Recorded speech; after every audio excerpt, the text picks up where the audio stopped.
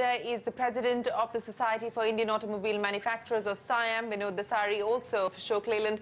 Mr. Dasari, appreciate you joining us here on CNBC TV 18. Let me start by asking you, I mean, you have no choice but to comply with the Supreme Court order. But what are the implications going to be? Because this is not just about Delhi any longer. This is about the national capital region, 34,000 kilometers. Well, while with due respect to the court, like you said, everybody will honor their directive, but I find the order rather illogical for three reasons.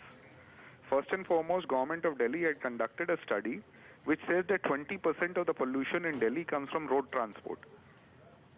Out of this 20%, 15% is from passenger cars. That makes it 3% coming from passenger cars. And more than half the vehicles in Delhi are not diesel. So you're down to about 1%.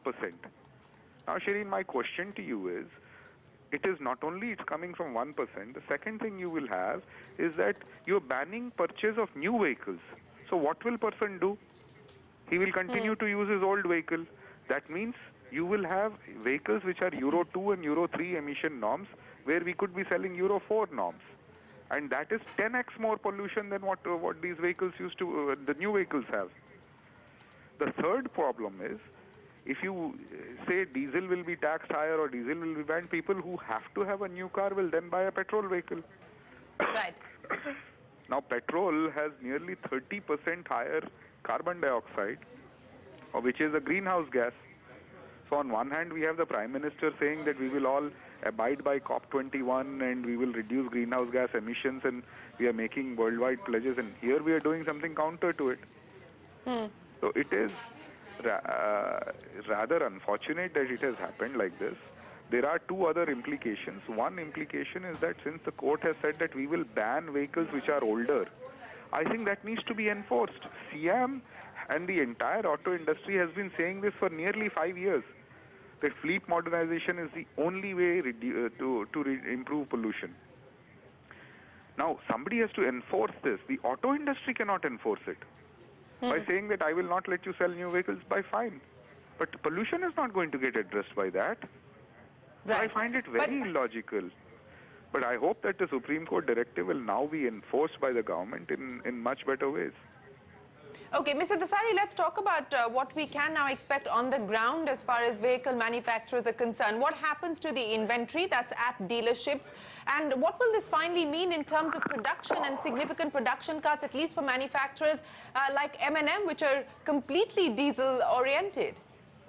Well, I'm sure they'll find alternate ways. They'll either convert to petrol or they will start to sell in other parts of the country. I can't comment on behalf of a specific company. But, you know, the larger problem for the auto industry, Shereen, is that we have at least 5 different government agencies mandating regulations onto this industry. Then you have every NGO, somebody saying you should bring Euro 6 immediately. Shereen, I ask you a simple question. We have been making, this car industry and auto industry in India is making Euro 4 vehicles since 2010. But we are not able to sell them nationwide because fuel is not available.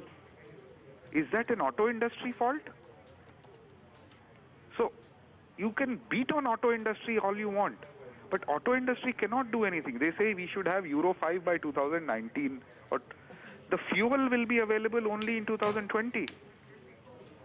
So on one hand, there is no repercussions for lack of enforcement of these old vehicles. There is everybody mandating. Somebody says odd even kar do. Somebody says let us go to ban diesel. Somebody says let's bring Euro 6 immediately. Auto industry is not something where you can make flippant decisions. You know, we have the Indian auto industry has been adopting the emission and safety norms faster than any country in the world. We are happy to work with the government and the larger industry, larger diaspora to say, how can we bring this faster? We'll be very happy to work. But please, let us make one roadmap.